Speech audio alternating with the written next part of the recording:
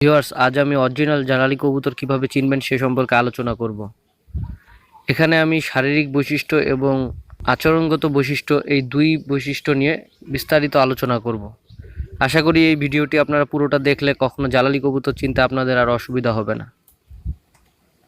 তো ভিউয়ার্স, শুরু করা যাক। প্রথমত আমি জালালি কবুতরের শারীরিক বৈশিষ্ট্য সম্পর্কে আলোচনা করব। নাম্বার 1, আকার অপেক্ষাকৃত ছোট। জালালি কবুতরের দেহের আকার অন্যান্য কবুতরের তুলনায় অপেক্ষাকৃত ছোট হয়ে থাকে। এখানে সিরাজি বা রেসার কবুতরের শরীরের যে আকৃতি, সেই আকৃতির তুলনায় জালালি কবুতর অনেক ছোট হয়ে থাকে।